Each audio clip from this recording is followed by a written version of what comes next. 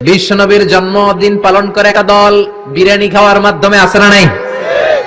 বিশ্বনবীর জন্মদিন সাহাবারা পালন করতেন না, বিশ্বনবী নিজেও পালন করতেন না। শুধু যখন জিজ্ঞেস করা হলো কেন রোজা রাখেন, বিশ্বনবী বলেন যেহেতু জন্মেছি, এই জন্মটা আল্লাহ আমার না দিলেও পারতেন, জন্মের শুকরিয়া স্বরূপ আমি রোজা রাখি। সুবহানাল্লাহ। আজহারের প্রত্যেকে পড়ে আসলে বর্তমানে সবাই একটু সরল প্রাণে বিশ্বাস করে আল আজহার, যারা আজহারি দাবি করছি তাদের মধ্যে দুভাগে ভাগ। কেউ মিলাদুন্নবী খুঁজে পেয়েছে আর কেউ মিলাদুন্নবী খুঁজে পায় নাই। তাহলে এখন নাই আর হার মাঝে আসলকে নকলকে চিনতে হলে আমাকে আবার আজহারের দিকে ফিরে যেতে হয়। এটি আজহারের পত্রিকা, নাম হচ্ছে সৌতুল আজহার, আজহারের আওয়াজ। এটা সাপ্তাহিক পত্রিকা সৌতুল আজহার, বের হয়েছে 6 রবিউল আউয়াল 2013 সালে জুমার দিন। আপনারা এখানে একটা ছবি দেখতে পাচ্ছেন, এইদিকে যিনি আছেন উনি হচ্ছেন আল আজহারের গ্র্যান্ড ইমাম, যাকে ইমামুল আকবর বলা হয়। ওনাকে যাকে দেখতে পাচ্ছেন উনি মিশরের সাবেক প্রেসিডেন্ট মুরসি। সবাইকে না মানলেও অনেকে মুরসিকে ভালোবাসে। দুইজনের ছবি দেখতে পাচ্ছেন। ওনারা কোথায়? বলে ফিল ইহতিফালি বিল মাউলিদিন নববী, ঈদে মিলাদুন নবীর মাহফিলে আজহারের শাইখুল আজহার মিশরের প্রেসিডেন্ট একসাথেই মিলাদুন নবী করেছেন। তাহলে এটা আজহারের পত্রিকা সৌতুল আজহার। এরপরে আমি আসছি, কারণ আমার দ্রুত করতে হয়। এটি শেষ পৃষ্ঠায় এখানে লিখছেন আল ইহতিফালু বিল মাউলিদিন নববী শরীফ, ঈদে মিলাদুন নবীর আয়োজন করা, সমাবেশ করা। বুঝা, এখানে সওয়াল হচ্ছে হাল ইয়াজুজু আল ইহতিফাল বিমাউলিদিন নববী শরীফ, মিলাদুন নবীকে নিয়ে অনুষ্ঠান করা, মিলাদ করা, জশ্নে জুলুস করা জায়েজ আছে কিনা? পুরা পৃষ্ঠায় লিখছে জুলুস করা, মিলাদ করা, মিষ্টান্ন কষা, তাবরুক করা সবগুলো সওয়াবের কাজ, কোরআন হাদিস দিয়ে প্রমাণ করেছেন। তাহলে আমরা দেখলাম আজহার মিলাদুন নবীর পক্ষে। এটা পত্রিকা থেকে দেখালাম, সাপ্তাহিক পত্রিকা, এটি ম্যাগাজিন, এটা মাসিক বের হয়, নাম হচ্ছে আল আজহার, রবিউল আউয়ালে বের হয়েছে, সেই কারণে গম্বিতে খাদারা দিয়ে দিয়েছেন। এখন আসেন আমরা পৃষ্ঠা উল্টায়া দেখি মিলাদুন নবী সম্পর্কে আজহারের সেই ডক্টররা কি বলে। ফি জিলালিল মাউলিদিন নববী, মিলাদুন নবী সম্পর্কে শেখ ফৌজি উনি প্রবন্ধ লিখতে গিয়ে বলেন ইয়াহতাফিলুল মুসলিমুনা ফি মাশারিকিল আরদ ওয়া মাগারিবিহা, বলে ঈদে মিলাদুন নবী আল আজহারে বন্দী নয়, উত্তর থেকে দক্ষিণ, পূর্ব থেকে পশ্চিম, যেখানে মুসলমান সেখানে মিলাদুন নবী। তাহলে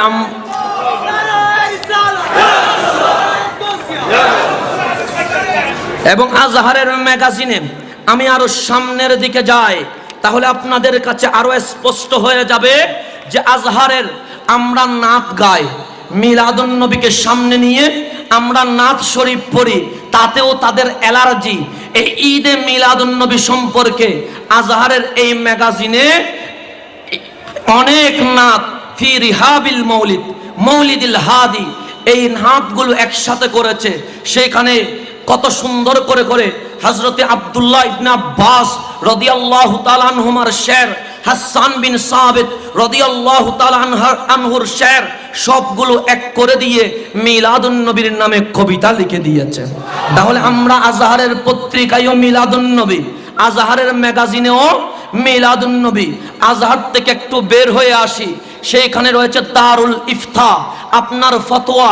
আমরা তো যেই সেই ফতোয়া দে, মিশরে যেই সেই ফতোয়া দেওয়ার অনুমতি নাই। দারুল ইফতায় গ্র্যান্ড মুফতি রয়েছে। আমরা যখন ছিলাম তখন গ্র্যান্ড মুফতির নাম ডক্টর আলী জুমা, মুফতি জমহুরিয়াত মিসর আরবিয়া, মিশরের গ্র্যান্ড মুফতি। উনি ঈদে মিলাদুন নবী উপলক্ষে একটি প্রবন্ধ সকলের কাছে উন্মুক্ত করে দিয়েছে। এই উন্মুক্তের নাম আল মৌলিদুন নববী শরীফ।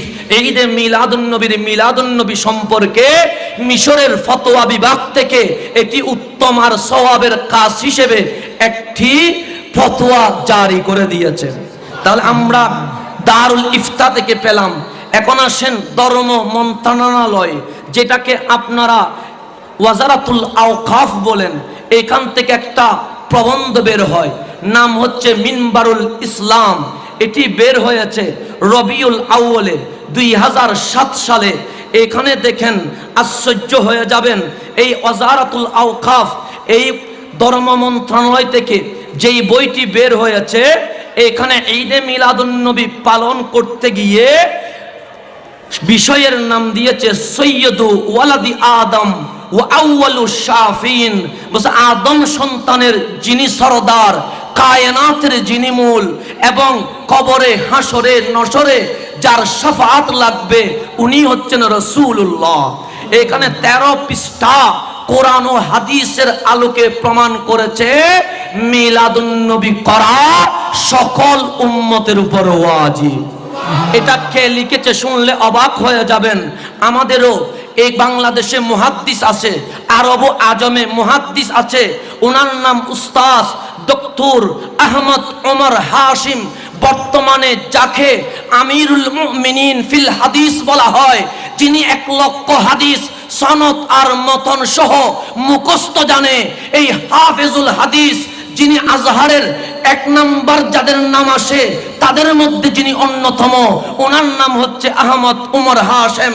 1 লক্ষ হাদিসের হাফেজ এই মিম্বারুল ইসলাম পত্রিকায় মিলাদুন নবীকে মুসলমানের জন্য ওয়াজিব হিসেবে ফতোয়া দিয়েছেন। তাহলে আমরা যদি আরো সামনের দিকে যাই, মিশরের উলামায়ে কেরামের মতামত কি? এটার নাম তারিখুল ইহতিফাল বিমাউলিদিন নববী শরীফ।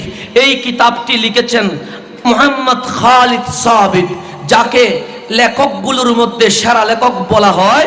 উনি তারিখুল ইহতিফাল দিয়ে এই বিশাল বই লিখে প্রমাণ করেছে যে শুধু মিশর নয়, বিশ্বে সবখানে মিলাদুন নবী আছে। এটা তো গেল। আমি এই বইটা নিয়ে এসেছি, আল মৌরিদুল হানি ফি মৌলিদিস সানি। এই কিতাবটি আমার যেটা দেখাচ্ছি, আমরা 2013 সালে রবিউল আউয়ালের 12 তারিখ আজহার মসজিদে সারা রাত ব্যাপী ডক্টর উসামা সাইদ আল আজহারি আমাদেরকে পুরা বইটা মিলাদুন নবীর উপর শেষ করে দিয়েছেন। তাহলে মিলাদুন নবী হলে আজহার মসজিদে সারা রাত একটা স্বতন্ত্র মিলাদুন নবীর কিতাব পড়ানো হয়। আল আজহারে মিলাদুন নবীর জুলুস করা হয়। আল আজহারে বিশ্ব নবীর জন্মদিন পালন করে একটা দল বিরিয়ানি খাওয়ার মাধ্যমে আছে না নাই? বিশ্ব নবীর জন্মদিন সাহাবারা পালন করতেন না, বিশ্বনবী নিজেও পালন করতেন না। শুধু যখন জিজ্ঞেস করা হলো কেন রোজা রাখেন, বিশ্বনবী বলেন যেহেতু জন্মেছি, এই জন্মটা আল্লাহ আমার না দিলেও পারতেন, জন্মের শুকরিয়া স্বরূপ আমি রোজা রাখি। সুবহানাল্লাহ। এজন্য 12 রবিউল আউয়ালে যদি কিছু পালন করতে চান খালি রোজা রাখবেন, কিন্তু ওই দিন মিষ্টি আর হালুয়া আছে না নাই? জশ্নে জুলুসে আছে না নাই? আহা, শুধু মিষ্টি আর জিলাপি, কিন্তু বিশ্বনবী রাখতেন রোজা। আপনি রোজা রাখেন, আপনি না খেয়ে থাকেন, তাহলে বিশ্বনবীর ভালোবাসার প্রমাণ পাওয়া যাবে, ঠিক কি না? চট্টগ্রাম থেকে আমি আসতেছি, এই যে 12 রবিউল আউয়াল জশ্নে জুলুসে ঈদে মিলাদুন নবী, পুরো চট্টগ্রাম শহর প্যাকআপ, গাড়ি চলে না। এদের যোহর নামাজ কই, এদের আসরের নামাজ কই, এদের ইবাদত কই? কিচ্ছু নাই, শুধু আছে মিছিল আর জিলাপি। আছে না নাই? আছে না নাই? আছে না নাই?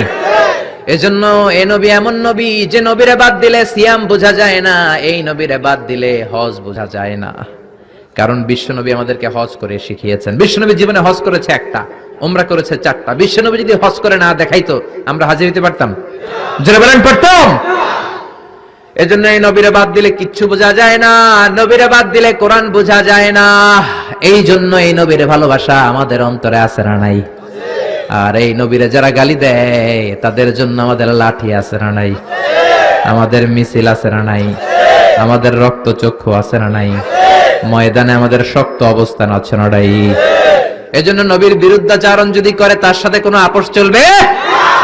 আপনি তার বিরুদ্ধে যাবেন, বিবৃতিতে যাবেন, কথা বলবেন, ময়দানে নামবেন, দরকারে হলে রক্ত দিয়ে হলেও নবীর সম্মান বাঁচাবেন, ঠিক কি না?